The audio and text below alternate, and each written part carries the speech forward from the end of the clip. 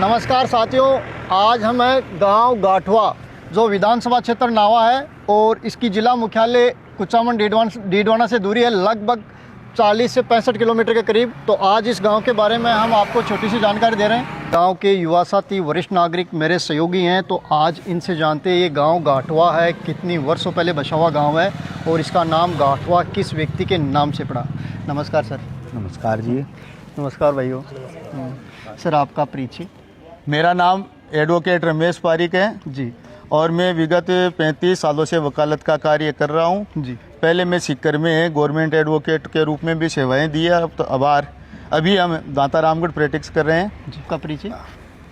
कैलाश जी पारिक। आप दुकानदार हैं, वरिष्ठ नागरिक। दुकान है। आप गोपाल सिंह जी हैं जी। और आप पशु चिकित्सा के क्षेत्र में काम कर रहे हैं। बड़ा अनुभव है आपको और आप लगभग 30-35 साल से पशुओं की चिकित्सा का कार्य कर रहे हैं। सर बात करते हैं गांव गाठवा को लेके। हाँ। ये गांव गाठवा है, कितनी वर्षों पहले बसा हुआ गांव है? जहाँ तक हम गाठवा की बसावट की बात करें, कोई लिखित में इसका इतिहास मौजूद नहीं है जी।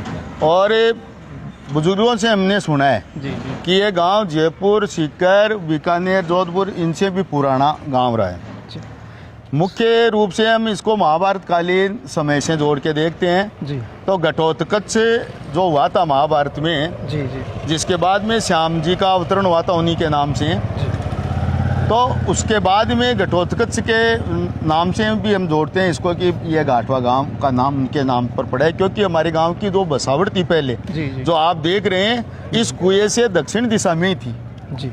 जो टीले हैं उनकी भी कई खुदाई कर रहे हैं तो उनमें भी कई प्रकार के पुरातन समय के अवशेष हैं वो निकल रहे हैं, तो जिससे ये साबित होता है कि हमारा गांव पहले दक्षिण दिशा में गंगा सागर, इसको जो कुआं आप देख रहे हैं ये अति प्राचीन कुआं है, इसको गंगा सागर के नाम से हम सब बोलते हैं। इसके बाद में हमारे गांव में प्रत्येक जाति समाज यानी 36 कौम के लोग यहाँ निवास करते हैं, तो प्रत्येक जाति समाज के अलग अलग उस समय के कुएं बने हुए हैं, अलग अलग बनाने सब समाज के। हमारे गाँव में रियासतकालीन 6 मंदिर हैं जी। ठाकुर जी के, रघुनाथ जी के मंदिर, उनके भी सबके अलग अलग कुएं बने हुए हैं जी। तो कुआं ये प्राचीन कुआं है, गंगा सागर कुआं है और इससे आज भी सप्लाई होती है, ट्यूबवेल भी यहाँ हो गया जी जी। तो गाठवा का इतिहास अति प्राचीन है और ये हम महाभारत कालीन ही बसा हुआ बताते हैं जी। इसके बाद में यहाँ दैया राजपूतों का शासन रहा, उसके बाद में यहाँ पर पंवार आए जी। पंवारों के बाद में गहलोत के बाद में सोलंकी जी। और सोलंकियों के बाद में यहाँ घोड़ों का आगमन हुआ जी। और घोड़ों का तो इतिहास बहुत लंबा चौड़ा यहाँ का रहा है जो मैं आपको बताऊंगा। सर और क्या कहना है बसावट को लेके, गांव की बसावट को लेके आपका क्या कहना है? जैसा कि मैंने आपको पहले बताया था कि हमारे गांव की जो पुरानी बसावट थी जी, वो जो कुआं हमने गंगा सागर देखा था अभी जी, उसके दक्षिण में थी, तो वो यही स्थान से हमारे गांव की बसावट आरंभ होती थी जी।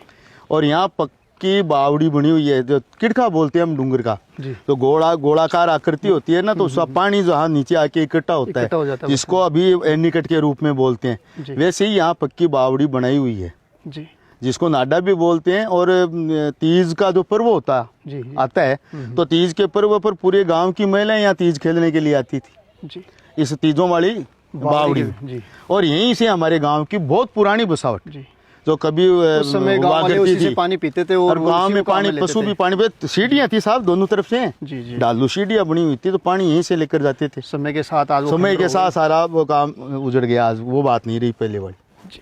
तो गांव सर्वप्रथम इसी स्थान, हाँ इसी स्थान से गांव की बसावट हम बताते हैं। माता जी महाराज का मंदिर है, मंदिर का इतिहास मेरे सहयोगी इनसे जानते हैं। सर बात करते हैं माता के मंदिर को लेके, तो इस मंदिर का क्या रहस्य है? ये गाठवा का सबसे पुराना ऐतिहासिक मंदिर है जी। किंवदंतियों के अनुसार इस मंदिर की स्थापना 1313 ईस्वी में गटपवार नाम के शासक ने की थी और उन्हीं के द्वारा ये मातेश्वरी के मूर्ति स्थापना की गई थी। इसको हम सब पूरे क्षेत्र में गठवासन माता के नाम से बोलते हैं और ये आराध्य है, पूरे क्षेत्र की आराध्य है और हमारे गांव की तो ये ग्राम देवी के रूप में इसको पूजा जाता है। साथ ही मानतवाड़ गोत्र के मीणाओं की ये कुलदेवी भी है, तो नवरात्रों में यहाँ दूर दूर से मीणा जाति के लोग है, मानतवाड़ गोत्र के लोग, वो नवरात्रे करने भी आते हैं और अन्य जातियों के लोग सभी जो सनातनी है सब आते हैं यहाँ पे। जैसा कि हमने पहले भी चर्चा की कि ग्राम गाठवा अति प्राचीन है जी। कहते हैं इसका जुड़ाव महाभारत काल से है महाभारत में घटोत्कच का जो विवरण आया उसमें किंवदंती यह भी है कि ये घटोत्कच के द्वारा बसाया हुआ है। यहाँ भीम के द्वारा महाभारत काल में अपने हाथों से फेंके गए पत्थर, जिनको हम बेड़िया भाटा बोलते हैं, पहाड़ की तलहटी में कई ऐसे वो बड़े बड़े पत्थर हैं जो इस पहाड़ में है ही नहीं, वैसे पता नहीं वो प्रकृति कहाँ से उनको वो आए हैं, वो भी पड़े हैं। तो उसी श्रृंखला में एक किंवदंती ये भी है कि गाठवा का जो नामकरण हुआ है वो गठवासन माता के ही नाम से इसका नामकरण हुआ है। गाठवा का जो आज हम स्वरूप देख रहे हैं वो पहले यहाँ नहीं था। ये मंदिर के इस दक्षिण दिशा में पूरा गांव बसा हुआ था। आज भी हम पुरानी जो खुदाइयाँ करते हैं तो उनमें कई अवशेष है, कलश हैं, बर्तन है, ताम्रपत्र हैं, वो कई निकले वहाँ पर। तो पहले जो हमारा गांव था वो यहाँ नहीं था, ये गाठवा नाम का तालाब था। जी जी। और गाठवा के ये दक्षिण में इस मातेश्वरी के मंदिर के दक्षिण में हमारा पूरा गांव बसा हुआ था। और ये आप मतलब सेकंड नाम बताते, मतलब सेकंड नाम को लेकर चर्चा करें तो माता से जुड़ा हुआ ये नाम है गठपवार सिंह। गठपवार सिंह माता जी के जो मूर्ति के संस्थापक थे गठपवार, उन्हीं के नाम से जुड़ा हुआ है। तो वर्तमान में पूजा कौन कर रहे हैं सर? इस मंदिर की पूजा हमारे चेची गुजर जी जो नाथ है उनका ये पारिवारिक रूप से पूरा नाथ समाज ये हमारी ये पूजा करता है। और वर्तमान में हमारे पुजारी चौथुनाथ जी महाराज जो भारतीय सेना के सेवानिवृत्त सैनिक भी हैं। जी। इन्होंने भारतीय सेना में भी अपनी सेवाएं दी है और फिर सेवानिवृत्ति के बाद में ये मातेश्वरी की पूजा करते हैं। इनके पारिवारिक रूप से जो है तो ये हमारे चादरपोशी होती है। जी जी। पूजा इन्हीं के परिवार के द्वारा की जाती है। नाथ समाज से हैं, योगी समाज से हैं, चेची गुजर हैं गोत्र के। बात करते हैं सर देवी शक्ति को लेके मंदिर की। बिल्कुल। तो कोई ऐसी शक्ति चमत्कार जो आपने सुना हो, पूर्वजों से देखा हो, गांव वालों ने कोई? हाँ, इनके चमत्कार हमने बहुत सुने हैं। जी। पहले कहते हैं कि जब हमारे गांव में चोर आते थे जी जी तो माता जी आवाज लगा देती थी, हेला पाड़ना बोलते हैं ना जिसको, जी जी, कि भाई चोर आएगा रे, सतर्क रहिजो, चोर आएगा, जागता रहिजो। तो उन चोरों ने भी उनको पवित्र करने की चेष्टा की। कहते हैं वो नीचे जो पत्थर के शिलालेख हैं वो माता जी की कृपा से उन चोरों के ही हैं। जी जी। चोर जब यहाँ आए चोरी करने के लिए तो आवाज हुई और उनको पत्थर स्वरूप बना दिया। तो अब तो वो स्थान पर ये निर्माण हो गया, इसलिए नहीं है। मंदिर के सामने प्राचीन देवलियां हैं, तो देवलियों का इतिहास सर से जानते हैं। सर बात करते हैं इन देवलियों को लेके, तो इनका क्या इतिहास है? ये गठवासन माता के मंदिर की स्थापना के समय से ही हैं। जी। इस क्षेत्र में जो भी वीर झुंझार हुए हैं, जी जी, जिन्होंने ऐतिहासिक लड़ाइयाँ लड़ी है, उनकी ये देवलियाँ हैं। जैसे आप देख रहे हैं ना, घुड़सवार के रूप में हैं और इन पे ये शिलालेख भी है ये भाई किसकी स्थापना किसने की, क्या इसका इतिहास है। परंतु ये समय के थपेड़ों से, बरसात वगैरह होने से ये अपठनीय है। इनको पढ़ने की भी हमने काफ़ी कोशिशें की थी पर वो पढ़ नहीं पाए। बाकी ये 13वीं 14वीं शताब्दी की देवलियाँ, मंदिर की स्थापना के समय से ये देवलियाँ यहाँ पर स्थापित हैं। ये अपने मूल स्वरूप में ही है। जी।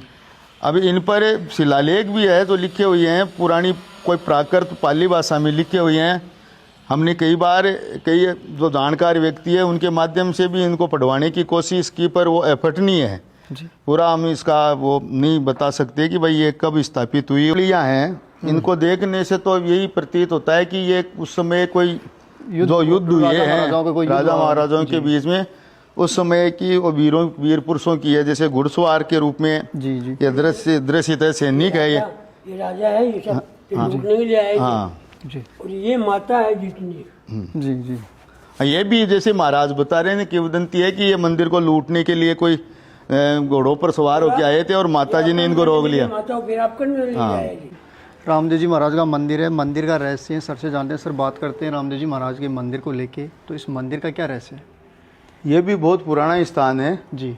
यहाँ भी ये पहाड़ अरावड़ी श्रेणी की ये पहाड़ी है जिसको हम लांबी डूंगरी बोलते हैं। जी जी। तो पहले ये जुड़ी हुई थी, अब तो खनिज इसमें पत्थर है, जो चुनाई का पत्थर है वो निकाला जाता है। जी। लीज है यहाँ पर। पहले ये पूरी एक ही ये डूंगरी थी जिस पर किसी संत पुरुष ने तपस्या की थी। जी।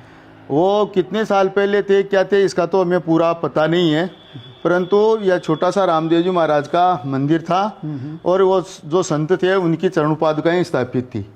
फिर ग्रामवासियों ने मिलकर सर्व समाज की तरफ से सभी के योगदान से इस भव्य मंदिर का निर्माण हुआ है। प्रतिवर्ष रामदेव जयंती पर यहाँ मेला भी लगता है, भजन संध्या होती है और पूरे गांव के और यहाँ तक कि आसपास के क्षेत्र के भी श्रद्धालु आते हैं। कुछ चमत्कार कोई ऐसा सुना हो आपने? चमत्कार तो यहाँ जो आते हैं उसकी मनोकामनाएं पूरी होती है। पूजा मेघवाड़ समाज से हमारे बहादुर जी वो करते हैं और निस्वार्थ भाव से ये वो पूजा करते हैं। बड़ी साफ सफाई का भी पूरा ध्यान रखते हैं, अच्छी तरह से इसकी सेवा बंदगी बाबा की वो करते हैं। ये जो आप दृश्य देख रहे हैं ना, अद्भुत नज़ारा प्रकृति का जी, ये हमारे गांव घाटवा की पूर्व दिशा से नामदेव जी के मंदिर से हम देख रहे हैं जी।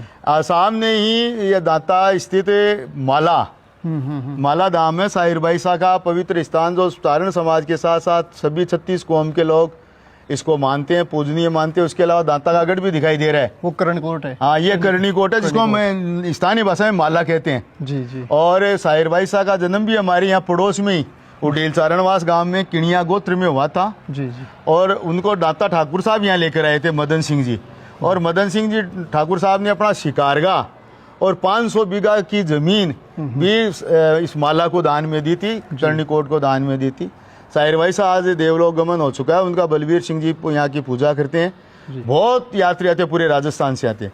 साथ ही ये टीले प्रकृति ने हमारे गांव घाटवा को वो सब चीजें दी है जो शायद ही किसी गांव को मिले। यहाँ टीले हैं, पहाड़ हैं, खालडा है, नदी नाले हैं, सब प्रकार की वनस्पति है हमारे। ये हमारी घाटवा की गौशाला है जिसमें करीबन 250 से 300 के बीच में गौवंश की सेवा की जाती है। इस घाटवा की गौशाला का भी इतिहास रहा है कि वर्ष 2000 में यहाँ पर गो हत्याकांड हुआ था। 20 के करीब जिंदा गायों को काटकर उनकी खाल उतारी गई थी। हमने जबरदस्त आंदोलन किया था उस समय भी, 3 दिन तक पूरा कस्बा बंद रहा। और उसके बाद में हमने निर्णय लिया कि जो गाय गोवंश है, हमारी गौमाता है, वो भटकती फिरती है, तब ऐसी घटनाएं होती है। इसके रोकथाम के लिए हमने इस घाटवा गौशाला की 2000 में स्थापना की थी। उसके बाद में पूरे क्षेत्र में जो आवारा गोवंश है, निराश्रित गोवंश है, उसकी सेवा के लिए गौशालाओं का निर्माण हुआ है ये। और उधर आप दक्षिण दिशा में देख रहे हैं वो हमारे गांव का ही पहाड़ है जिसको हम माधो डूंगर बोलते हैं जी। ये बहुत पुराना अरावली पर्वत श्रृंखला की भी पुरानी जो है पहाड़ियाँ उनमें से हैं ये। और ये जो है काफ़ी हरा भरा है, फॉरेस्ट डिपार्टमेंट के अधीन है ये। तो इसमें काफ़ी अरावली स्कीम के अंदर वृक्षारोपण भी हुआ है। खूब अच्छे इसमें पौधे भी और जीव जंतु भी पाए जाते हैं। यहाँ पर गीदड़ है, लोमड़ी है, स्याली है। सर, गांव में स्वतंत्रता सेनानी हुए, उनका क्या रहस्य है? हमारे गांव में स्वतंत्रता संग्राम में भाग लेने वालों में भी हमारा गांव पीछे नहीं रहा। जैसे कि आप इस तस्वीर में देख रहे हैं नाथूराम जी गुजर जी, जो स्वतंत्रता सेनानी हमारे रहे हैं। आपने नेताजी सुभाष चंद्र बोस की आज़ाद हिंद फौज में सैनिक के रूप में सेवाएं दी है। और आपको स्वतंत्र भारत होने के बाद में तत्कालीन प्रधानमंत्री इंदिरा गांधी के द्वारा ताम्रपत्र भी दिया गया था इनकी सेवाओं को देखते हुए। और आपको स्टेट गवर्नमेंट और सेंट्रल गवर्नमेंट से स्वतंत्रता सेनानी की पेंशन भी मिलती थी। इनके अलावा हमारे गांव के ही गुलाब सिंह जी शेखावत, वो भी आज़ाद हिंद फौज के सेनानी रहे थे और बाद में भारतीय सेना में भी सेवारत रहे। उसके बाद में गुजरात पुलिस में भी उन्होंने सेवाएं दी थी। इसके अलावा हमारे पड़ोसी गांव खोरंडी के सवाई सिंह जी शेखावत, वो भी आज़ाद हिंद फौज के सेनानी रहे थे। तो आज़ाद हिंद फौज जैसे संगठन में देश के लिए सेवा करने वाले एक ही गांव के 3 व्यक्ति, ये हमारे लिए बहुत ही गर्व का विषय है, गौरव का विषय है। नाथूराम जी के सुपुत्र उदयराम जी कटारिया भी शिक्षक के रूप में सेवाएं दिए। और इनके पुत्र सुरेश जी कटारिया जो ये लाइब्रेरी का संचालन करते हैं, हमारे गांव के क्या पूरे क्षेत्र के 1 नंबर के वो कलाकार हैं। सांस्कृतिक जागरण मंच हमने बना रखा है जिसके माध्यम से हम 45 सालों से विभिन्न सांस्कृतिक गतिविधियां और रामलीला का आयोजन करते हैं। उसमें सुरेश जी बढ़ चढ़कर हिस्सा लेते हैं। ये हमारे घाटवा के स्वतंत्रता सेनानी नाथूराम जी गुजर हैं। और बीच में जो हम देख रहे हैं वंदे मातरम लिखा हुआ है, ये तत्कालीन नेताजी की आज़ाद हिंद फौज की परेड का दृश्य है जो हमारा सीना गर्व से चौड़ा कर देता है। उसके साइड में दिल्ली चलो के नीचे हम देख ही पा रहे हैं नेताजी सुभाष चंद्र बोस की प्रतिमा है। और जो नीचे घाटवा के स्वतंत्रता सेनानी स्वर्गीय नाथूराम जी गुजर, आप गुजर समाज से आते हैं, कटारिया आपका गोत्र है, का आज़ाद हिंद फौज में अतुलनीय योगदान है जिसका विवरण इस पट्टिका पर अंकित है। ये हमारे स्वतंत्रता सेनानी नाथूराम जी गुजर है जी। और ये आज़ाद हिंद फौज के जनक नेताजी सुभाष चंद्र बोस है। नाथूराम जी की आज़ाद हिंद फौज में अतुलनीय सेवाओं पर ये स्टेट गवर्नमेंट की तरफ से दिया हुआ ताम्रपत्र है। और ये नाथूराम जी को आज़ाद हिंद फौज में देश की सेवा के लिए सेवा करने पर राज्य सरकार द्वारा वर्ष 1987 में ताम्रपत्र दिया था। जी, ये वो ताम्रपत्र है, और ये ताम्रपत्र सेंट्रल गवर्नमेंट में तत्कालीन प्रधानमंत्री श्रीमती इंदिरा गांधी के द्वारा दिया गया है। ये दो ताम्रपत्र धारक थे, और इनको स्टेट से और सेंट्रल से दोनों स्थानों से स्वतंत्रता सेनानी पेंशन भी मिलती थी। सर ये जो छतरी देख रहे हैं इसका क्या इतिहास है? इसका कोई लिखित इतिहास तो वैसे उपलब्ध नहीं है, पर हमने बड़े बुजुर्गों से सुना है जी कि ये घोड़ शासकों से पहले की है। जी बताया जाता है कि दहिया शासकों का घोड़ों से पहले जो शासन था हमारे गांव पर, जी उन्हीं में किसी वीर पुरुष जो लड़ते हुए जो रणखेत रहते थे जी जी और सर कटने के बाद में लड़ते थे, तो उनको झुंझार कहते थे। जी। तो किसी झुंझार के ऊपर ये बनाई हुई छतरी है, जो रख रखाव के अभाव में अभी ये जीर्ण शीर्ण अवस्था में है। लगभग वर्षों की बात करें तो 700 ये 700 वर्ष से कम की नहीं है, 700 वर्ष पहले की छतरी। आप है सुगन सिंह जी शेखावत, जी और आप वन विभाग राजस्थान की तरफ से वन मित्र के रूप में हमारे गांव में विगत 30 साल से सेवाएं दे रहे हैं। आप वरिष्ठ नागरिक भी हैं। आपकी उम्र कितनी होगी बाबू साहब? आपके 80 के करीब आपकी उम्र है, और इस उम्र में भी ये पूर्ण कर्तव्य निष्ठा से अपनी ड्यूटी देते हैं। और अरावली स्कीम में जब हमारे गांव को लिया था, इस माधो डूंगर को लिया था, तब से आप सेवारत हैं, और इस हमारी पहाड़ी के चप्पे चप्पे से ये वाकिफ है। और क्या मजाल कोई हमारे पर्यावरण को नुकसान पहुंचा दिया जब तक सुगन सिंह जी यहाँ मौजूद है। तो हम इनका भी धन्यवाद देते हैं। पूरी आप ही करो, देख लो। इनका भी ये लास्ट पीढ़ियां, आगे से लोग हमें नहीं मिलेंगे। जी जी मत तो थोड़ा फिरना चालू ही अब करिए, 2 महीना से अब बीमार होगा। चल रहा हूँ, 1 पॉइंट खून रही है तो चक्कर आ गया था जंगल में, फिर अच्छा। ले जाके वो 2 जंगली जीवन है हमारी तरफ से, दर्शकों की तरफ से बाबा, बहुत धन्यवाद। सर बात करते हैं गौड़ राजपूतों को लेके, तो गाटवा से उनका क्या इतिहास जुड़ा हुआ है जो वर्तमान में हम यहाँ पे खड़े हैं? क्या ये वही स्थान है जहाँ घोड़ों का एक समय यहाँ पे राजा का महल हुआ करता था? क्या इतिहास जुड़ा हुआ है इस जगह से? देखिए, घाटवा जैसे कि मैंने पहले बताया, घाटवा एक अति प्राचीन गांव है। जी यहाँ पर घोड़ शासकों का शासन रहा है। जी वैसे हमारी मुख्य जो राजधानी थी घोड़ों की, जी वो मारोट नगर थी, जी और मारोट के राव रिडमल का यहाँ शासन था। और ये घाटवा ढूंढाड़ और मारवाड़ की सीमा पर ये गांव था। तो सीमांत गांव होने के कारण यहाँ पर घोड़ों की सेना यहाँ रहती थी। और जिस पवित्र स्थान पर हम खड़े हैं, वहाँ पर घोड़ शासकों के समय गढ़ का निर्माण करने के लिए नींवें लगाई दी, और वो नींवें ही रह गई, गढ़ का निर्माण नहीं हो सका, कारण कि रावसे का और घोड़ों के बीच में खूंटिया का युद्ध हो गया था, जिस कारण वो हमारा गढ़ पूरा नहीं बन सका।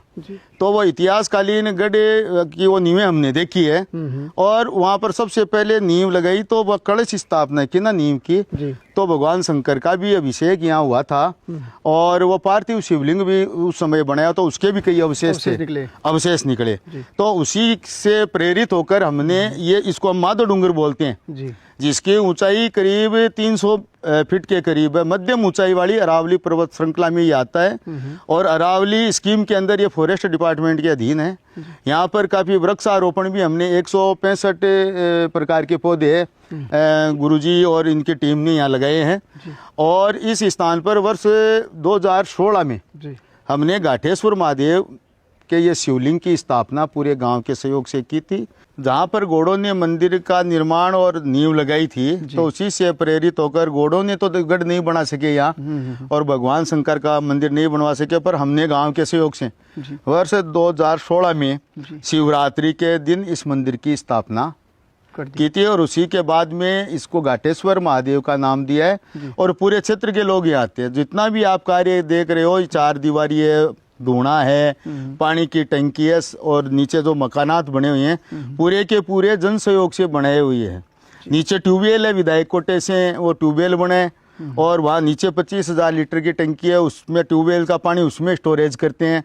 उसके बाद में ऊपर पाइपलाइन से पानी आके 25,000 लीटर की टंकी यहाँ बनी हुई है। तो यहाँ से ये सब पौधों को कानदास जी महाराज है, ये पिलाते हैं। चांद जी है हमारे भोर सिंह जी, हाँ सेवादार यही, पुजारी जी यही हैं। और आपसे निवेदन करूं कि शायद एक स्थान पर 165 प्रकार के पौधे और वृक्ष आपको कहीं नहीं मिलेंगे, जो लगाए हुए हैं हमारे, और सब मौजूद है। देखिए, हमारा जो गांव घाटवा है, वो इस जो हम पहाड़ी पर जहाँ पर मौजूद है, इसके उत्तर दिशा में बसा हुआ है पूरा गांव। जी। पहले गांव का जो पुरातन हमारा गाठवा था वो इस पहाड़ी की तलहटी में ही बसा हुआ था। जी। किन्हीं कारणों से वो उजड़ गया और उसके बाद में आज हम देख रहे हैं कि उत्तर दिशा में पूरा गांव बसा हुआ है। विशेष बात यह है कि प्रकृति ने हमको सब दिया। आप देखते हैं इधर पश्चिम की दिशा में आप देखेंगे तो टीले हैं, बड़ी पहाड़ियां आपको अन्यत्र देखने को नहीं मिलेगी। नदी नाले, ये बरसाती नाले हैं पहाड़ियों के नीचे। और उसके बाद में ये बड़ोई रेट के जैसे थार के मरुस्थल में टीले होते हैं, कैमिल सफारी करने वाले वैसे टीले हैं, उधर खारडा है। तो प्रकृति ने हर चीज हमारे गांव को, प्रकृति ने ऐसी कोई चीज नहीं छोड़ी जो हमको नहीं दी हो। पहाड़ दिए हैं, छोटे बड़े पर्वत दिए हैं, बड़ोई रेत के टीले दिए हैं, पूरा खालडा दिया है, खेत खलियान दिए हैं, सारा हमको प्रकृति ने दिया है। हम प्रकृति का बड़ा शुक्रगुजार हैं। और साथ ही ये देख रहे हैं हमारा गाठवा जो ऐतिहासिक गाँव में, इसमें 36 कौम के लोग आवास निवास करते हैं। पहाड़ी के ऊपर मेन सीकर पे शिव जी का मंदिर है। शिव जी मंदिर के पास में ही एक बगीची है। तो बगीची का रहस्य है, सर से जानते हैं। नमस्कार सर। नमस्कार। आपका परिचय? जी, मेरा नाम भंवर सिंह बड़गुजर है जी। और राजकीय सेवा में मैं एक शिक्षक हूँ जी। और शिक्षा के साथ साथ मेरे पर्यावरण में रुचि है। जी। सर, जो ये शिव जी मंदिर है, मंदिर के पास में बगीची है, हरी भरी अनेक प्रकार के पेड़ हैं। इस बगीची का आपको कहाँ से आइडिया आया? एक तो ये बगीची है, गवर्नमेंट की तरफ से सहयोग लिया गया है या गांव वालों के सहयोग से बनाई है, या आप अपने बजट से? इसका थोड़ा मुझे बारीकी से जानकारी दें। जी, इसमें पूरे गांव का सहयोग रहता है। जी। पूरा गांव इसमें तन मन और धन से जुड़ा हुआ है। जी। और लक्ष्य तो यही है कि भाई प्रत्येक व्यक्ति एक पेड़ यहाँ लगाए। जी। कुछ लोग का पूरा सहयोग रहा, जी। कुछ का आंशिक सहयोग रहा, और उसी से ये इस स्थान का डेवलपमेंट इस गार्डन के रूप में हुआ है। जी। और सर, आपका क्या कहना है बगीचे को लेकर? देखिए, जब हमने मंदिर की स्थापना की जी। तो हमने ये सोचा है कि अपने गांव में कोई पर्यटन स्थल नहीं है, टूरिस्ट पॉइंट नहीं है। जी। इतना बड़ा गांव है, चौमासा आता है, लोग कहाँ भ्रमण करने के लिए जाए, महिलाएं कहाँ जाए। जी। तो इसी विचार को मद्देनजर रखते हुए हमने तो पहाड़ी पर ये जो उत्तर दिशा में जो इस खाली स्थान था, इसको समतल करके वृक्षारोपण करने का निश्चय किया। जी। आपके पिताजी रामेश्वर सिंह जी बड़गुजर फॉरेस्टर रहे हैं, उनकी काफ़ी रुचि है जंगलात में। जी। तो उन्हीं की प्रेरणा से और अन्य लोगों की प्रेरणा से हमने यहाँ वृक्षारोपण का कार्य आरंभ किया। और यहाँ पर करीब 165 प्रकार के विभिन्न प्रजातियों के वृक्ष हमने रोपित किए। ये जो आप देख रहे हैं ना, ये बादाम है। जी। ये काफ़ी बड़ा हो गया है और देखिए आप, इस पर फल भी लगे हुए हैं। ये सर कितनी वर्षों पहले बनाया था ये बादाम तो लगाए हुए हमें ये लगभग 4 साल हो गए। जी। जी। ये 4 साल पहले का ही है। जी। नीम के पेड़ की लगभग 4 प्रजातियां यहाँ है। जी। जिसमें एक बकान होता है, हम्म। एक मालाबार नीम होता है, जी। एक नीम होता है जो खरा होता है और उसको दातुन वगैरह करने में औषधि के रूप में काम में लेते हैं। जी। एक ये नीम अलग है जिसको कड़ी पत्ता बोलते हैं। इसका सब्जी बनाने में उपयोग लेते हैं, कड्डी बनाते हैं। जी। और काढ़ा वगैरह वो भी बनाते हैं? वो भी बनाते काढ़ा वगैरह भी बनाते हैं। आयुर्वेदिक के गुणों से भरपूर है ये। ये थाइएप का पेड़ है। जी। जिसकी सामान्य बोर से इसका फल मोटा होता है, एप्पल की तरह। हाँ, एप्पल की तरह। जी। और मीठा भी होता है। जी। देखिए, विभिन्न पौधे हमारे यहाँ लगे हुए हैं। जैसे आप देख रहे हैं, ये केले का है, ये अमरूद है, ये मतलब खजूर है, और ये जामुन है। इसके अलावा सदाबहार है जिसमें सफ़ेद भी है, लाल भी है, पत्थरचटी आयुर्वेदिक औषधि है साहब। ये चमत्कारी औषधि है जिसके पतरी होती है। तो ये इसकी जो पत्तियां हैं, और विशेष बात यह है कि इसकी पत्ती से भी अंकुरित होकर डालियां फूटने लगती है। कई जगह हमने ये लगा रखी है। बिच्छू जड़ी भी बोलते हैं, वो बिच्छू जड़ी भी है। आयुर्वेदिक औषधि के खजाने में यहाँ ये एक अर्जुन का पेड़ है और इसका उपयोग हमारे शरीर में, शरीर को चलाने वाले इंजन हार्ट उसके काम में लेते हैं इसको को सही रखने में इसकी छाल का काढ़ा बना करके आयुर्वेद में पिलाया जाता है, जो मनुष्य के हार्ट को स्वस्थ और मजबूत बनाता है। ये भी आयुर्वेदिक औषधि के रूप में और सूखे मेवों के रूप में भी जो प्रसिद्ध है अंजीर। इस अंजीर का ये पौधा है जिसके अंजीर लग भी चुके हैं, और ये भी औषधीय गुणों वाला पौधा है। ये पौधा वैजयंती का है, जो भगवान कृष्ण को वैजयंती की माला बहुत प्रिय है। भगवान कृष्ण बहुत जल्दी इस वैजयंती की माला से खुश होते हैं। और अभी मैं आपको इसमें से वैजयंती के मोती निकाल के दिखा रहा हूँ। आप देखिए, ये वैजयंती के मोती है और इनकी माला बना के भगवान कृष्ण को पहनाई जाती है। भगवान कृष्ण बहुत जल्दी इससे खुश और प्रसन्न होते हैं और अपने भक्तों को बहुत आशीर्वाद प्रदान करते हैं। यह वज्रदंती का पौधा है जी। जो आयुर्वेद के रूप में दांतों की हर प्रकार की बीमारियों में ये सहायता करता है। दांत में किसी भी प्रकार की कोई बीमारी हो तो इसके गर्म पानी में कुल्ली करने से दांतों में आराम मिलता है और इसका पाउडर बनाकर दांत साफ करने से किसी भी प्रकार की दांत की बीमारी होती है वो तुरंत ठीक हो जाती है। ये जो आप पेड़ देख रहे हैं जी, ये भी किसी अद्भुत पेड़ से कम नहीं है। ये चंदन का पेड़ है जो बहुत महंगी जिसकी जो कास्ट है वो होती है और इसमें बड़ी खुशबू आती है। तो इसका तेल और इससे जो अलग अलग जो परफ्यूमरी आइटम बनाते हैं वो चंदन का पेड़ है। जो दक्षिण भारत में ये इसके जो है कर्नाटक स्टेट में ये ज़्यादा मिलता है वहाँ के जंगलों में। और अब ये भी देखो पल्लवित हो चुका है, ये अब बड़ा वृक्ष बन जाएगा। ये रुद्राक्ष का पेड़ है और रुद्राक्ष भगवान शिव जी को बहुत प्रिय है। जो रुद्राक्ष को गले में धारण करता है भगवान शिव सदैव उसकी रक्षा करते हैं। और कहा भी जाता है कि भगवान महाकाल सदैव रुद्राक्ष के साथ में रहते हैं। जो रुद्राक्ष को धारण करता है भगवान महाकाल सदैव उसकी रक्षा करते हैं। और ये रुद्राक्ष लगे हुए हैं यहाँ इस घाटेश्वर महादेव मंदिर परिसर में जो रुद्राक्ष के पौधे लगाए थे वो पौधे इतने बड़े और पल्लवित हो गए हैं कि उनके यहाँ रुद्राक्ष अपना फल देने चालू कर दिए हैं। ये शुगर प्लांट है। इसका औषधीय नाम तो आयुर्वेद में क्या है इसका पता नहीं है, परंतु लोकल लैंग्वेज में और एक पॉपुलर भाषा के रूप में इसको हम शुगर प्लांट बोलते हैं। जिनके भी मधुमेह है यानी शुगर है वो इसके पाउडर की गोलियां बनाकर यदि वो खाता है तो उसको मधुमेह में पूरा लाभ मिलता है। और ये भी खूब बड़ा यहाँ हो चुका है और लंबा चौड़ा, खूब लोग यहाँ लेकर भी जाते हैं, इसकी पत्तियाँ लेकर जाते हैं काफ़ी औषधीय गुण होने के कारण। ये गुल्लर का पेड़ है जी, और ये औषधीय गुणों से भरपूर है। निमोनिया जैसी घातक बीमारी में इसके जो दूध को निकाल के और छोटे बच्चों को दिया जाता है तो तुरंत रूप से ये प्रभावी है। ये पेड़ पारिजात का पेड़ है जो देववृक्ष के नाम से माना पूजा जाता है और इसकी देवताओं के शुभ कार्यों में इसके पत्तों का उपयोग किया जाता है। औषधि में भी इसका उपयोग ये किया जाता है कि यदि किसी के घुटने या हड्डियों में दर्द होता है जी, तो इसके पत्तों को 12 घंटे के लिए पानी में पहले भिगोया जाता है। फिर उसको पानी को उबाल करके और गुनगुना होने के पर उसको पिलाया जाता है तो उसके दर्द में उसको बहुत बड़ी सहायता और राहत मिलती है। ये कल्प वृक्ष का पौधा है जी, और इसको यहाँ लाने के लिए हमें थोड़ा बहुत संघर्ष भी करना पड़ा था क्योंकि पूरे सीकर जिले में एक स्मृति वन बनाया हुआ था हर्ष पर्वत के पास जी, तो वहाँ के कलेक्टर महोदय और डीएफओ महोदय ने 5 पेड़ मंगवाए थे। मैंने उनसे बहुत बड़ी रिक्वेस्ट की कि साहब 2 पेड़ आप हमें भी दो और हम इनको 100% लगाने का प्रयास करेंगे। जब मैं इनको लेके आया था तो ये 2-4 इंच के पौधे थे। आज आपके सामने ये पेड़ बन गए इतने कि इसके नीचे आदमी आराम से खड़ा हो सकता है। मान्यता ऐसी है कि जब 2 कल्प वृक्ष आपस में मिल जाते हैं और उसके बाद यदि कोई सच्चे मन से कोई अपनी इच्छा सदिच्छा यदि प्रकट करता है तो वो उसकी अवश्य पूरी होती है। पुराने समय में बहुत पहले से हमारे राजस्थान के अंदर अजमेर जिले में एक मांगलियावास गांव है, वहाँ ही केवल कल्प वृक्ष के पेड़ थे और अब भगवान के आशीर्वाद से हमारे यहाँ घाटेश्वर महादेव पर भी कल्प वृक्ष के पौधे विकसित हो चुके हैं। ये जो आप शिवलिंग देख रहे हैं, नंदी महाराज देख रहे हैं, ये हमारे घाटवा नगर का एकमात्र शिवलिंग और शिव मंदिर है जो काफ़ी ऊंचाई पर ये अवस्थित है। अलग ही शिव मंदिर है। यहाँ पर श्रावण मास में पूरे महीने और विशेषकर हर सोमवार को तो श्रद्धालुओं का तांता लगा रहता है एकदम। खूब लोग यहाँ कावड़ चढ़ाते हैं और यहाँ से भी कावड़ लेकर जाते हैं।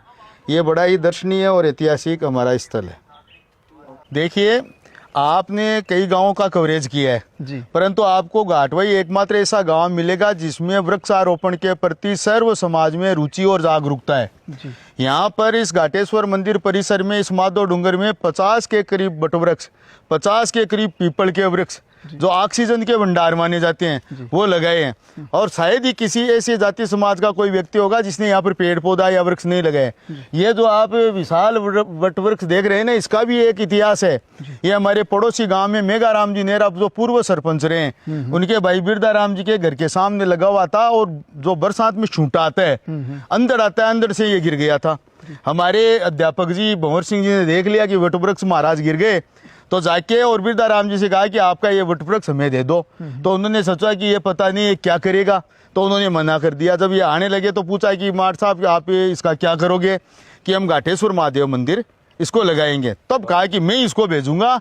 और मास्टर जी ने जेसीबी से खड्डा खुदवाकर काफ़ी इसमें वो खाद वगैरह प्राकृतिक खाद इसमें डालकर, और ये वट वृक्ष जो गिरा हुआ था 7 दिन तक गिरा पड़ा था, जिसकी जड़ें निकली हुई थी, उसको यहाँ स्थापित कर दिया। आज आप देख रहे हैं इसने विशाल रूप ले लिया। ऐसे उदाहरण आपको अन्यंत्र कहीं नहीं मिलेंगे। यानी वृक्षों के प्रति जो पड़ा है इनके मन में आ गया। और अभी बताया ना आपको कहीं से अपने पूर्वजों की याद में सुवालाल जी सैनी की स्मृति में यहाँ पर वट वृक्ष लगाया गया है। यहाँ पर दूसरे अन्य लोगों ने यहाँ पर वट वृक्ष लगाए हैं। किसी का भी जन्मदिन हो, ये देखिए आप तो वृक्षों का जन्मदिन मनाते हैं। जी जी जी, सभी ने मेहनत की है साहब। एक जाति समाज और एक व्यक्ति विशेष की बात नहीं है, सब इसमें योगदान देते हैं हमारे को। सर बात करते हैं गांव के इस प्राचीन तालाब को लेके। तो इस तालाब का गौड़ राजपूत घाटवा के और राव सेका जी हैं, उनसे क्या इतिहास जुड़ा हुआ है? देखिए ये जो आप तालाब देख रहे हैं जी, ये तालाब है जिसको अब खूंटिया तालाब बोलते हैं जी। और ये बहुत ही ऐतिहासिक स्थान पर आज हम खड़े हैं यहाँ जी। आपने महाराव सेका जी का नाम सुना होगा, सुना क्या? महाराव सेका जी तो वीर प्रीतम वीर थे, जिनके कारण ही या जिनके जन्म से ही शेखावत वंश का उदय हुआ है, जिसमें अपने माननीय पूर्व उपराष्ट्रपति भैरू सिंह जी शेखावत भी आप शेखावत वंश से ही आते हैं। तो शेखावत वंश के संस्थापक महाराव सेका जी, जिनका जन्म नान अमृतसर में हुआ था 1490 में, और आप अद्वितीय थे, आप वहाँ के शासक थे। और ये तालाब फेमस क्यों है, इसका क्या इतिहास है कि सेका जी के परिवार में एक रिश्तेदारी में कोई महिला अपने ससुराल से पियर जा रही थी, तो वो घाटवा से होकर इधर से ये रास्ता यही था, पहले सड़कें वगैरह तो होती नहीं थी, और इसको दर्रा बोलते हैं, लोसल वाला दर्रा। और इधर से ही वो जा रही थी, उसके साथ वो बग्गी में थी, कुछ सैनिक साथ थे। तो वो महिला इधर से गुजर रही थी, तो हमारे उस समय के जो गौड़ थे उन्होंने समाजवाद का एक अद्वितीय उदाहरण बनाते हुए नियम बना रखा था कि इससे तालाब से होकर जो भी राहगीर निकलेगा उसको एक तगारी स्वयं को मिट्टी खोदकर बाहर डालनी पड़ेगी। तो जो महिला थी उनके साथ जो आए हुए थे, उसके साथ सैनिक थे, बग्गीवान थे, घोड़े वाले थे, उन सब ने इस तालाब से मिट्टी खोदकर बाहर डाल दी। और जो अंदर जो महिला थी, क्योंकि महिला की जो इज्जत होती है, पर्दा होता है, तो उसको ध्यान में रखते हुए जो साथ वाले थे उन्होंने उस महिला के नाम से भी डाल दी। तो घोड़ों ने कहा भाई ये जो अंदर है वो भी डाले, तो उन्होंने कहा साहब महिला है, आप क्या बात करते हो, महिला कोई बाहर आके डालेगी क्या? तो गौड़ बड़े उद्दंड थे, वो कहा साहब हम तो चाहे महिला हो चाहे पुरुष हो हमारे लिए तो समान है, जो भी आएगा वो मिट्टी डालेगा। और उन्होंने राड़ रोप दी। तो मैं और वहाँ पर लड़ाई छिड़ गई, तो महिला ने सोचा कि ये तो खात्मा करेंगे। तो वो खुद उतर के अपनी गाड़ी से, बग्गी से, और एक तगारी मिट्टी खोदकर पहाड़ पे डाल दी और एक मुट्ठी भर के अपने पल्लू से बांध ली। और वो सीधी नान अमृतसर गई और जाके सेका जी के सामने वो पल्लू से बांधी हुई घाटवा के मिट्टी उनके सामने डाली और कहा कि आप के ये सामने ये मिट्टी डाल रही हूँ, आप 360 गांव के ठाकर हाँसी हिसार तक आपका शासन और घाटवा के घोड़ों ने मेरे साथ ये किया है। तो सेका जी का साहब खून खोलने लगा, तो उन्होंने चढ़ाई कर दी, अपने बेटे पूर्ण जी को भेजा पहले, और पूर्ण जी ने घाटवा के घोड़ों से युद्ध किया। और यहाँ के घोड़ों के सरदार थे कोड़राज। देखिए जो हम जहाँ हम खड़े हैं वही घाटवा का ऐतिहासिक खारडा है जो खूंटिया तालाब के पास में है। और महाराव सेका जी और घोड़ों की सेना के बीच में यहीं से युद्ध आरंभ हुआ था जी। सन 1545 में महाराव सेका जी और घाटवा के घोड़ों के बीच में जो ऐतिहासिक लड़ाई हुई थी, जिसको खूंटिया की राड़ भी बोलते हैं जी। राड़ शब्द उस समय के युद्ध से ही है जी। और कई झूतर का युद्ध भी बोलते हैं उसको। तो सेका जी नारी स्मिता की रक्षा के लिए दुनिया का पहला उदाहरण है कि किसी महिला के स्वाभिमान को लेकर एक 360 गांव के राजा ने अपनी लाव लश्कर के साथ सेना उन घोड़ों पर आक्रमण कर दिया जिन्होंने महिला की अस्मिता के साथ जो है कुठाराघात किया। वहीं घोड़ अपनी इस बात पर अडिग थे कि राजा और रंग हमारे लिए बराबर है, हम तो मिट्टी चाहे राजा आएगा तो डलाएंगे चाहे रंग आए तो डलाएंगे। वो अपने स्थान पर सही थे और महाराव सेका जी अपने स्थान पर सही थे और यही वो ऐतिहासिक मैदान है जहाँ पर ऐतिहासिक खूंटा की राड़ महाराव सेका जी और गाठवा के घोड़ों के बीच में हुई थी। गाठवा के घोड़ों का नेतृत्व किया था राव रीडमल ने, जो हमारे मारोट के शासक थे। और पहले राव कोलराज मारे गए युद्ध में रणखेत रहे तो घोड़ों ने उनका सिर काट के और अमृतसर के दरवाजे पर टांग दिया। तो जब उनकी पत्नी को पता चला तो उन्होंने कहा कि मैं जब तक अंजल ग्रहण नहीं करूंगी जब तक मेरे पति का जो सिर है वो वापस नहीं। तो झुंझारू घोड़ों ने वहाँ जाके अमृतसर जाके और वो सिर वापस लेकर आए और उनकी पत्नी जो थी वो अपने पति कोलराज के साथ तत्कालीन समय में सती भी हुई थी। फिर घोड़ों ने चेतावनी पत्र जो इतिहास में दर्ज है, विभिन्न इतिहासकारों ने लिखा है, वो चेतावनी पत्र राव सेका जी के पास लिख कर भेजा था। क्या लिखा था कि घोड़ बुलावे घाटवा चढ़ आओ सेखा लश्कर थारा मारना देखन रा विले का। कि हे महाराव सेका, आप 360 गांव के ठाकुर हो, आपके पास मार्कणी फौजें हैं, आपके पास भारी लाव लश्कर है, हम देखना चाहते हैं घाटवा के घोड़ की आप में कितनी ताकत है, आप आपकी सेना तो लेकर आओ। तो महाराव सेका जी दल बल के साथ यहाँ आए और यहाँ के घोड़ों से युद्ध किया। और जो आप रड़ावता हमारा जो गांव है यहाँ से करीब 15 किलोमीटर के आसपास है, जहाँ पर देश की बढ़िया वो सैनिक स्पोर्ट्स एकेडमी का भी शुभारंभ हुआ है। तो महाराव सेका का स्मारक वहाँ बना हुआ है। गाठवा के घोड़ों से युद्ध करते हुए महाराव सेका 1545 विक्रम संवत में वहाँ वो रणक्षेत्र रहे थे, उनका स्मारक बना हुआ है। ये हमारे गाठवा का अद्वितीय घोड़ों का इतिहास रहा है। घोड़ों के बाद में यहाँ पर रघुनाथ सिंह मेड़ती आए। रघुनाथ सिंह जी जो थे उनको राजा की पदवी थी और मारोट पे उन्होंने शासन किया। तो रघुनाथ सिंह मेड़तियों का और महाराव सेखा जी के जो वंशज है सेखावत राजपूत उनका यहाँ पर शासन रहा। यहाँ पर नारायणपुरा ठाकुर साहब का भी बंट रहा है और मींडा ठाकुर साहब का भी बट रहा है। गाठवा एक ऐतिहासिक गांव है जिसमें ये जो भूमि हम देख रहे हैं ये भूमि बहुत ही वीर भूमि है जिसका इतिहास दर्ज है, वीरों की भूमि है। हम सब इसको नमन करते हैं। तो ये जो मंदिर है ये हमारे जन जन की आस्था का केंद्र रहा है जी। और हमारे गाठवा ग्राम में जो 36 कौम के लोग रहते हैं सभी के लिए आराध्य है भगवान राधा कृष्ण। और प्रतिवर्ष जन्माष्टमी के अवसर पर यहाँ भव्य मेले का भी आयोजन होता है, भजन संध्या होती है, भंडारा यहाँ होता है। तो इसमें तो हमारी ये मांझी की डंडी का राजस्व गांव है, इसके सारे के सारे लोग पूरे परिवार सहित यहाँ लगते हैं और बहुत ही भव्य आयोजन होता है। सर वर्तमान में पूजा कौन कर रहे हैं? ये मैं पुजारी जी है हमारे। आपका ये काकरा गांव। मेरा नाम है रघुवीर प्रसाद पारिक जी। मैं 2.5-3 साल से यही सेवा कर रहा हूँ भगवान की। आपका गांव काकरा है सीकर जिले दाता रामगढ़ में जी। तहसील में परिवार सहित यहाँ ये जो अपन साफ सफाई ये सारा देख रहे हैं ना, तो स्थान तो बनाना कोई बड़ी बात नहीं है, उसको मेंटेन करना, साफ सफाई करना और उसको अपने घर से ज़्यादा वो ये रघुवीर जी कर रहे हैं और सारा काम इन्हीं के निर्देशन में होता है और ये परिवार सहित रहते हैं। इसमें आप भित्ति चित्रों के माध्यम से भगवान श्री कृष्ण का पूरा जीवन वृत्त है, उनकी रास लीलाएं हैं, उनके बाल्यकाल की जो बाल क्रीड़ाएं हैं, उनके यौवन और युवावस्था की जो कलाएं हैं, उन सब का भित्ति चित्रों के माध्यम से इस परिक्रमा स्थल पर बहुत भव्य तरीके से ये आप रखा गया है। आप देख रहे हैं ना सारी अच्छी तरह से किस पर भगवान की क्या कृपा हुई। गोवर्धन धारण की लीला है, फल बेचने वाली परिकृपा है, अपने साथियों के साथ खेल है, मनसुखा उधो वगैरह वगैरह, और दूध दूती माता के साथ जो क्रीड़ा है वो गोकुल से वृंदावन जाने की जो है, पिछड़ों से गायों से प्रेम, सब ये इधर हम गोचारण करके भगवान श्री कृष्ण अपने घर वापस गौ माता के साथ लौटते हुए हैं, ये सब भाइयों के साथ भोजन। और भगवान श्री कृष्ण ने जो जीवन है वो ग्वाल बाल जो है उनके साथ जिया है।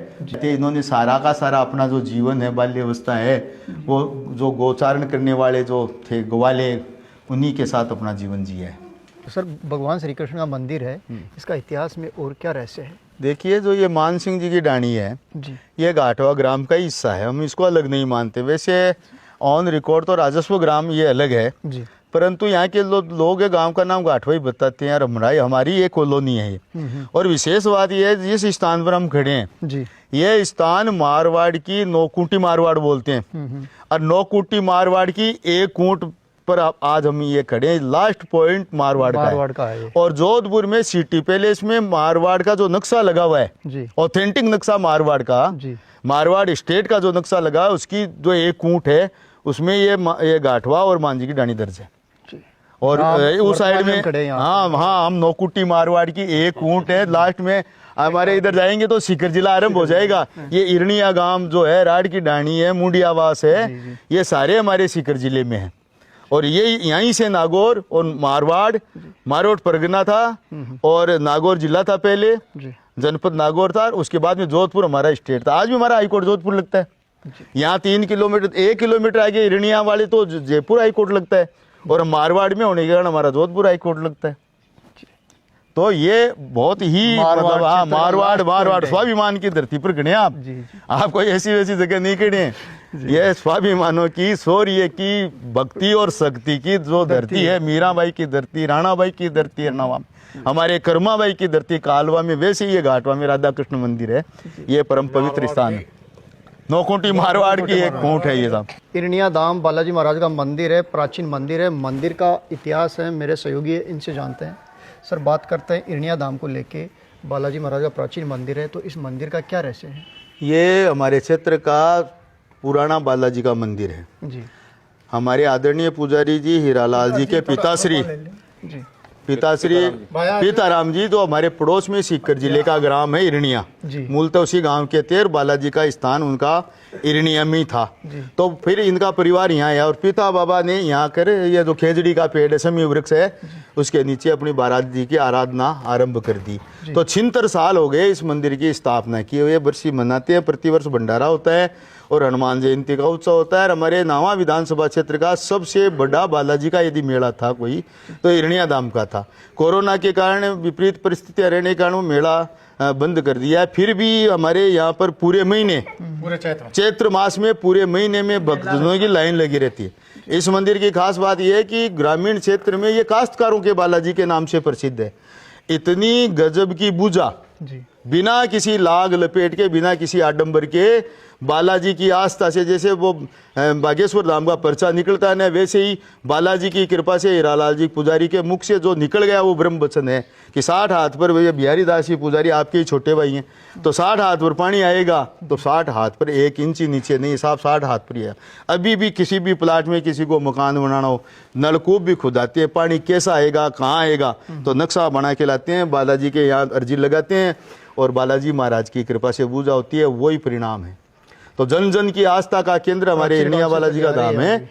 और आप पुजारी जी है हीरालाल जी, बिहारी लाल जी, ये मूलतः इरनिया के निवासी है, और हर्षवाड़ गोत्र के जांगीर है ये।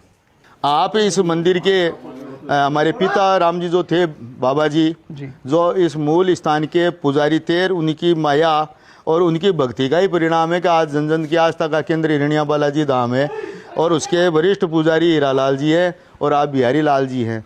आप ही इसकी पूजा और इसका सारी जो व्यवस्था है ये करते हैं। इस मंदिर में बालाजी के स्थान के अलावा सभी देवी देवताओं, सूर्य मंदिर भी हो गया, पिता बाबा की वो समाधि स्थल भी है, मूर्ति स्थल भी है, सूर्य मंदिर भी है, भगवान गणेश जी का मंदिर भी है, रामकृष्ण जो चारों भाइयों का है वो मंदिर भी है, अंजनी माता का भी स्थान है, हम आपको दिखाएंगे। तो बड़ा गणेश जी का मंदिर है। ये पेमाराम जी है, हमारे पूर्व वार्ड पंच पेमाराम जी मेघवाड़, और मंदिर के प्रति समर्पित कार्य करता है। तो बहुत ही पावन स्थान है। और मैं कहूँ यहाँ से लेकर जयपुर तक, अपन कहते हैं ना वो पचार, लालपुरा, पचार, कालवाड़, सबके लोग यहाँ आते हैं। मंगलवार को तो यहाँ लाइन लगती थी साहब, जारी लेकर। पहले कुएं में जल आया तो सबसे पहला पानी जिसको जल जारी बोलते हैं, वो जारी लेकर इस बालाजी के अर्पण करने के लिए आते थे। अब तो ट्यूबवेल का जमाना आ गया, 4 घंटे में खो देते हैं। फिर भी लोग अपने प्लाटों की ओर की बिल्कुल आस्था है साहब, आज भी वही आस्था है जो पहले थी। ये जो आप देख रहे हैं ना, चमत्कारी इरनिया बालाजी धाम का गर्भगृह है, और बालाजी महाराज विराजमान हैं। और इनके सामने ही जो पीछे खेजड़ी का वृक्ष है उसके नीचे इस स्थान के जो पहले पुजारी थे पीताराम जी, स्वर्गीय पीताराम जी, वो इस खेजड़ी के पेड़ के नीचे बैठ कर ही बालाजी महाराज की अर्चना पूजा करते थे और उन्हीं बालाजी महाराज के आशीर्वाद से ही वो पूजा करते थे। वो पुराना अति प्राचीन समी वृक्ष यानी खेजड़ी का पेड़ है जिसके नीचे बैठकर पीताराम जी बालाजी महाराज की आराधना करते थे। और इसके जो ये तना देख रहे हैं ना, इसकी जड़ों से भी 2 मूर्तियां प्रकट हुई थी अपने आप स्वतः। वो आज गर्भगृह में रखी हुई है, उनकी कोई गढ़ाई की हुई नहीं है, स्वतः स्फुट थी, वो स्वतः प्रकट होने वाली थी, बालाजी महाराज की कृपा से वो प्रकट हुई थी और वो आज गर्भगृह में है। और यहीं पीताराम जी बैठकर बालाजी महाराज की पूजा और अपनी पूजा करते। यह हिरनिया बालाजी धाम में जो कुआं था, उस कुआं में पानी नहीं होने के कारण इस कुएं के ऊपर यह गणेश मंदिर की स्थापना की है। ये हिरनिया बालाजी धाम परिसर में ही मातेश्वरी अंजनी यानी हनुमान जी की जो माता श्री थी अंजनी माता, उसका मंदिर है। मैं आर्टिस्ट द्वारका जंगीर और आपसे जुड़े रहना चाहूँगा। और ये हमारे यज्ञशाला है जिसमें 26 लाख गायत्री मंत्र का जाप हुआ है जी। और 50-51 कुंडीय 121 यज्ञों का भी आज तक इस यज्ञशाला में आयोजन किया जा चुका है। परम पवित्र स्थान है, प्रतिवर्ष कई बार इसमें यज्ञ होते हैं। परमानेंट ही बना दिया मंदिर परिसर में, हर बार यज्ञ मंडप बनाना नहीं पड़ता है। अमूमन जहाँ यज्ञ होते हैं मंडप टेम्परेरी बनाते हैं, पर यहाँ तो परमानेंट बन गया बालाजी के यहाँ। श्री राम कुंड का अभी जो निर्माण हो रहा है उससे पहले वहाँ पर धर्मशाला का स्थापना थी, उसको तुड़वाकर वहाँ पर श्री राम कुंड का यज्ञ का स्थापना हो रही है। ये हिरनिया बालाजी धाम में सूर्य मंदिर है और ये पूरे इस क्षेत्र का एकमात्र सूर्य मंदिर है। लोहागर में ही आपको सूर्य मंदिर देखने को मिलेगा। लोहागर के बाद में यदि हम नज़र पसारे तो हिरनिया धाम में ये सूर्य मंदिर है। यहाँ पर जो हिरनिया धाम में श्रद्धालु आते हैं सभी सूर्य मंदिर में आके सूर्य भगवान के दर्शन। ये देखिए हिरनिया बालाजी धाम में मंदिर के दक्षिण दिशा में यहाँ पुरानी धर्मशाला थी जिसके कमरे बगड़े जर्जर हो गए थे, कोई काम नहीं आ रहे थे। तो यहाँ मंदिर कमेटी की तरफ से ये रामकुंड का निर्माण करवाया, जो आज के युग में जल संरक्षण यानी वर्षा के जल संरक्षण का एक अद्वितीय उदाहरण है। पूरे क्षेत्र का बरसात का पानी इसमें संचित होगा और 12 महीने पानी की कोई कमी यहाँ और आसपास के क्षेत्र में नहीं रहेगी। ये हमारे घाटवा ग्राम का बस स्टैंड है, जो आजकल बाजार यही हो गया। ये जहाँ हम खड़े हैं ये स्टेट हाईवे 8A है, जो थूड़ से पचकोड़िया, जयपुर जिले में जो पचकोड़िया है रेणवाल से आगे वहाँ तक जाता है। और एक यहाँ से जो सड़क है वो 5 किलोमीटर आगे से वो कुचामन सिटी वाया चितावा होकर जाती है। और जहाँ हमारा पूर्व में बाजार जो है दक्षिण दिशा में उत्तर दिशा में है वो आजकल पुराना बाजार है। बाकी सारी दुकानें और सारा व्यवसाय का केंद्र ये बस स्टैंड ही हो गया। इस पर विभिन्न प्रकार की दुकानें हैं। और इधर हम देखते हैं तो आगे जो पूर्व दिशा में है 4 किलोमीटर के आगे दांता है, वो भी हमारा बाजार है। घाटवा के लोग ज़्यादातर खरीदारी करने दांता जाते हैं। उप तहसील हमारी चितावा लगती है तो यहाँ से 15 किलोमीटर है। तहसील हेडक्वार्टर हमारा कुचामन सिटी लगता है तो यहाँ से 36 किलोमीटर है। जिला हेडक्वार्टर हमारा डीडवाना लगता है तो यहाँ से 65 किलोमीटर दूर है। पहले हमारा जिला हेडक्वार्टर नागौर था जो 175 किलोमीटर दूर था। आज डीडवाना जिला होने से अब कुछ हमारे को 100 किलोमीटर की दूरी कम हो गई, तो ये बढ़िया बात है। पर कुचामन को हमारे को जिला डीडवाना पर कुचामन को कोई लाभ नहीं मिला। कुचामन में कोई ऐसी सुविधा नहीं है तो जिले की घोषणा करने के बाद में स्थापित हुई हो। वैसे एडिशनल SP, ADM वगैरह, एडिशनल सेशन जज, वो सारे कार्यालय हमारे पूर्व से ही कुचामन में है। ये हमारे घाटवा का मुख्य बस स्टैंड है जहाँ पर राजस्थान राज्य पथ परिवहन निगम और प्राइवेट बसें जो सीकर के लिए, कुचामन के लिए, जयपुर, रेणवाल के लिए, पचार, काचरियावास के लिए जाती है। इसके साथ ही हमारे यहाँ सब्जी मार्केट है और इधर मिठाई की दुकानें, जोधपुर मिष्ठान भंडार भाई फुकरा जी राजपुरोहित जो है उनकी दुकान है, बालाजी मिष्ठान भंडार है, कुमावत परिवार की दुकान है। इसके अलावा भी हर प्रकार की दुकानें हमारे इस घाटवा बस स्टैंड पर हैं और आसपास के क्षेत्र के लोग यहाँ खरीदारी करने के लिए आते हैं। और बस स्टैंड पर यात्रा के लिए भी दूर दूर से हमारे यहाँ यात्री आते हैं। सारे राजस्व ग्राम के यात्री भी यहीं आकर बैठते हैं। और इधर आप देख रहे हैं ना उत्तर दिशा में ये हमारे बालाजी की बगीची है बस स्टैंड पर। यह भी बहुत ही परम पवित्र स्थान है, बालाजी का मंदिर है। हमारे गांव घाटवा का ऐतिहासिक वटवृक्ष है। इतना विशाल वटवृक्ष आपको आसपास में और कहीं देखने को नहीं मिलेगा। यह वटवृक्ष गांव के केंद्र बिंदु में है, बीच में है। और इस बड़ के पेड़ पर विभिन्न प्रकार के पक्षियों का आशियाना है और पहले तो हमारे बंदर भी खूब हुआ करते थे, आजकल पता नहीं वो बंदर कहाँ चले गए, वरना धमा चौकड़ी मचाते रहते थे इस वट वृक्ष पर।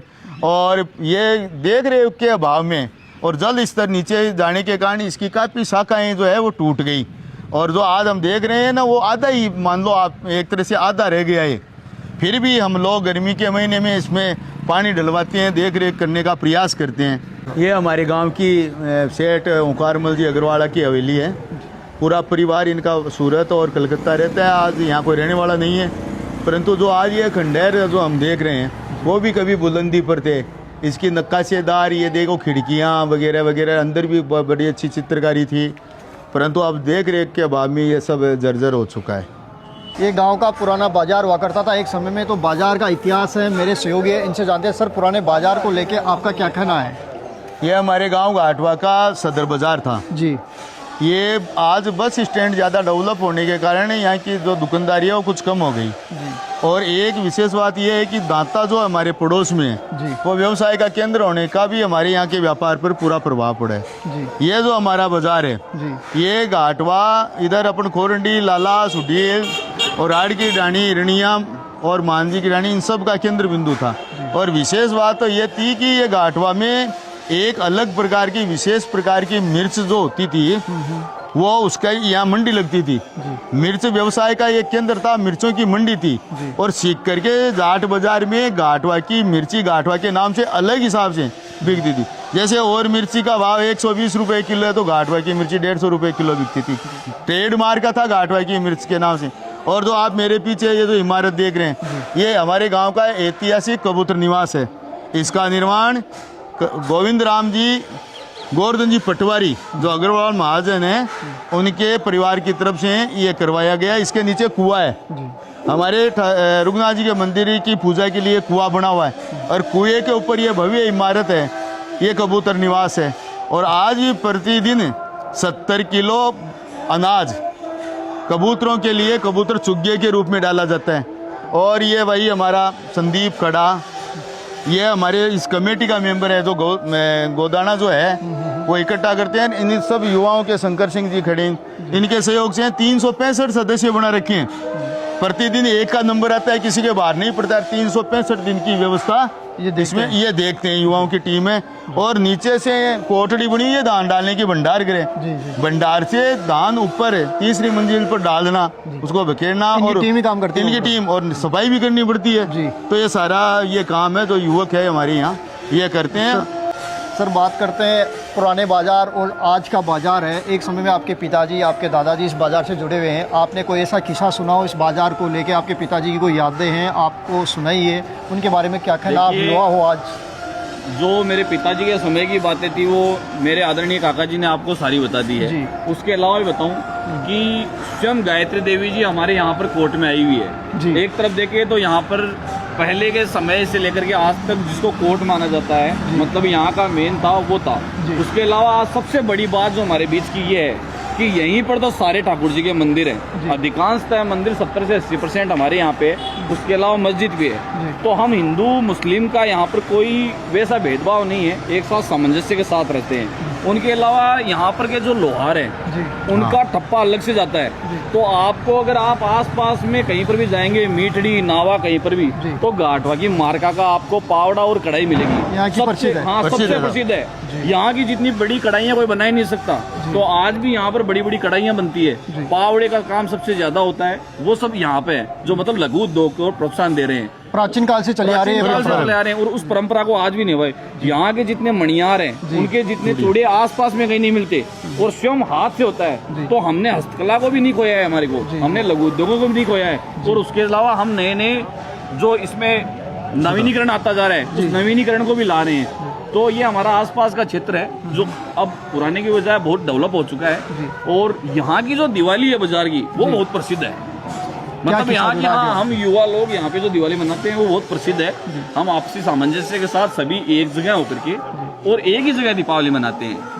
तो दीपावली की और राम राम का दिन यहाँ का बहुत होता है अच्छा। होली का दिन भी बहुत अच्छा रहता है हमारा। सर, बात करते हैं आपके गांव को मूल भौतिक सुविधा को लेके, जैसे हॉस्पिटल हो गया, विद्यालय हो गया, पानी की सुविधा हो गई, आवागमन के लिए नेशनल हाईवे निकलता है इधर से, आपका स्टेट हाईवे, सॉरी, तो उनके बारे में आपका क्या कहना है? देखिए हमारे आवागमन में कहीं पर भी जाने की दिक्कत नहीं है। आज के दिन हमारे चारों तरफ मुख्य रोडों से हमारा गांव केंद्रित हो चुका है। हमारे गांव में जो एक मूलभूत समस्याओं में पानी की हो चाहे और नहर का पानी हमारे पास पहुंच चुका है। हर घर पे नहर का पानी है, रोड हमारे चारों तरफ आ चुकी है। हमारे से जो कनेक्टिविटी उठी है वो केवल डाणियों की उठी है, क्योंकि मेन रोड पे ज्यादा डामरीकरण हो चुका है। इस कारण से आसपास के शहर ही ज्यादा जा रहे हैं, जबकि डाणियों की तरफ डामरीकरण नहीं होने से उन लोगों का जुड़ाव बाजार से कम हुआ है। जी, जैसे सर अभी आपने थोड़ी देर पहले मुझे बताया कि प्राचीन काल से चली आ रही कला जो लोहे से निर्मित है, बना रहे हैं आज के लोहार समाज है यहाँ के, तो क्या ये वही दुकान है जो प्राचीन काल से चली आ रही है? तो क्या कहना है इस दुकान के बारे में? ये वही दुकान है जी। हमारी सबसे बड़ी जो खूबसूरती है यहाँ की वह यही है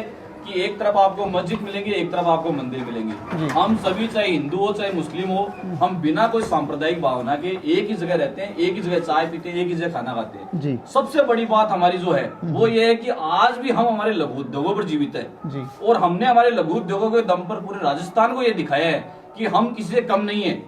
तो इसी का एक आपको बिंदु जो बताता हूँ मैं, वह यही है कि आज इनकी कम से कम भी 3 से 4 पीढ़ी से ज्यादा तो मेरे को ज्ञात है, बाकी ये इनके पूर्वज भी यही काम कर रहे हम हैं। बताएंगे कितने वर्षों से ये लघु उद्योग पावड़े बना रहे हैं। भाई साहब राम नाम, हाँ जी, क्या नाम आपको? मेरा नाम जाकिर हुसैन। अच्छा जी, वो जो को आपको पुस्तनिक धंधो है, आपका पूर्वज कतिक सालों कर रहे हैं? सर्दी थे बताओ। ये साहब सैकड़ों साल से ये काम हो रहे हैं। यहाँ के पावड़े जो हमारे क्षेत्र का डीडवाना का पशु मेला, हमारे पाबोड़ाव लाडनू का पशु मेला, हमारे बेरू तलाव कुचामण सिटी का पशु मेला, हमारे दोध का पशु मेला और बालोतरा तक ये गाठवा मार्के का पावड़ा जो आप ये देख रहे हैं ना, ये ऐसा पावड़ा कहीं नहीं मिलेगा। इन सब मेलों में हमारे अल्पसंख्यक बंधु लोहार समाज के लोग हैं, इनका पावड़ा। कोंकणवाली में यहाँ के लोहार है, चित्तावा में यहाँ के लोहार है, और डांसरोली सीकर जिले में भी इनके भाई बंधु हैं, यही काम करते हैं। तो घाटवा की एक तो कढ़ाई आसपास के मेलों, आसपास के सभी पशु मेलों में काश्तकार, यहाँ बालाजी का इतना निर्णय में तो लाइन लगती थी इनको लेने की। पुष्कर मेले में जाते हैं इनके फावड़े, और इनकी बनाई कढ़ाई। के अलावा जैसे पावड़े के अलावा और क्या क्या बनाते हो आप? कसी भी बनाते हैं, कुल्हाड़ी भी बनाते हैं, बहुत सारी। और बड़ी कढ़ाई जो होती है ना, जी जी, खूब बड़े कड़ा जो होते हैं, वो रेलवे का लोहा लाते हैं, रेलवे का नीलामी का लोहा।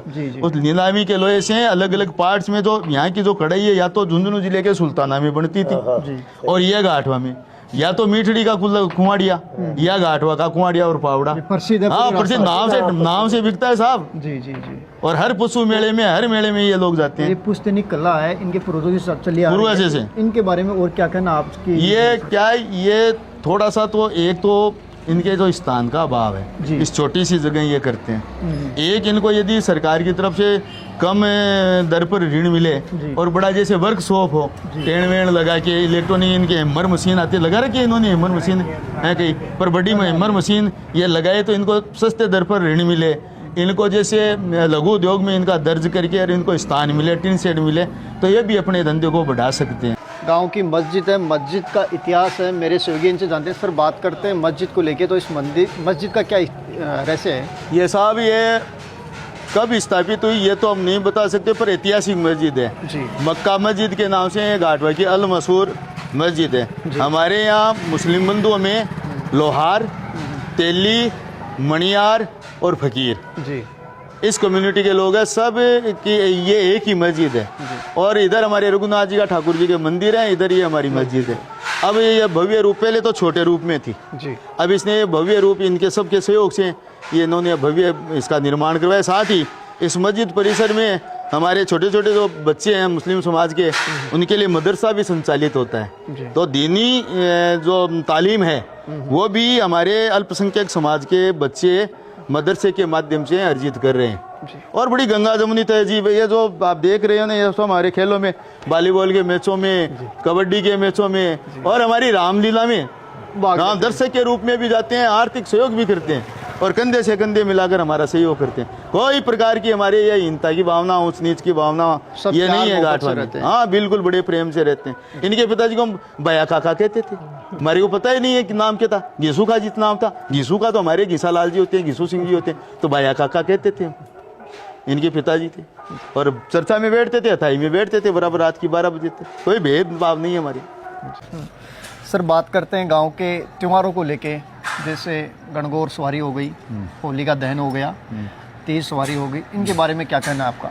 देखिए जिस ये स्थान पर हम खड़े हैं, जी ये इस गांव का जो मूल स्थान जिसको हम कहते हैं जागीरदारों का, जी ये स्थान है, इसको हम स्थानीय भाषा में कोट कहते हैं। जी और पहले हमारे यहाँ गौड़ राजपूतों का शासन था, तो ये वो कोट यही था, उनकी जो है उनकी जो कोटड़ी थी वो यही थी। उसके बाद में यहाँ रघुनाथ सिंह गोत मेड़तियों का शासन रहा। जी तो हमारे अंतिम जो जागीरदार थे वो सोना नरेश का पदवी थी उनके।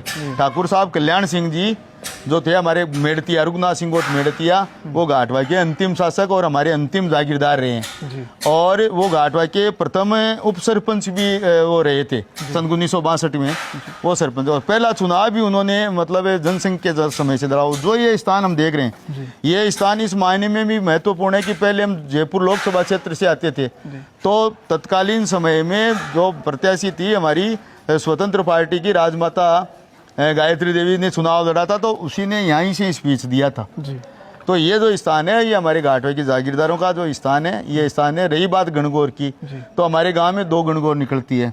एक तो हम बाजार वाली कोल्डी कहते हैं, उससे निकलती है, और एक हमारे नीमा वाली कोल्डी।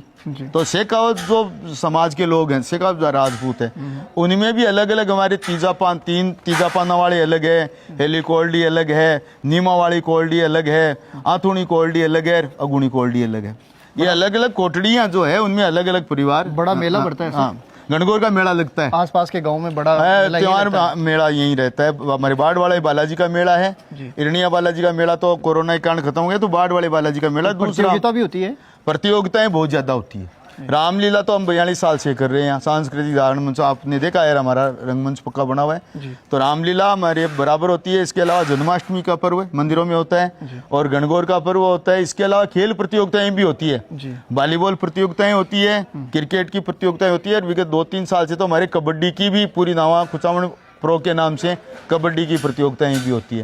अंबेडकर जयंती भी भव्य है और उत्साहपूर्वक मनाई जाती है। तो वहीं महाराणा प्रताप जयंती भी राजपूत सभावन में मनाई जाती है। तो सारे पर्व, त्योहार और जयंती और पुण्यतिथियां हमारे इस घाटवा में आयोजित हम करते हैं। जी सर, बात करते हैं वर्तमान में आपके गांव का जितना क्षेत्रफल है, तो कृषि को लेकर बात करते हैं, तो सर्वाधिक कौन सी फसल आज के समय में उत्पादित होती है? देखिए, पहले तो यहाँ की मिर्च प्रसिद्ध थी, वो तो बातें गई, और मिर्च की तो क्वालिटी खत्म हो गई। जी अब पानी जल स्तर नीचे चला जाने के कारण पानी बिल्कुल खत्म सा हो गया है। किसी के 4 टूटी चलती है, किसी के 5 टूटी चलती है। वो भी हमारे गांव में जो दक्षिण दिशा में है उधर ही चलता है। तो मोस्टली यहाँ पर जो फसल है वो सरसों की, गेहूँ, जौ, यही बोते हैं। तो सरसों होती है, गेहूँ है और जौ। तो साथियों, ये था गांव अपना घाटवा।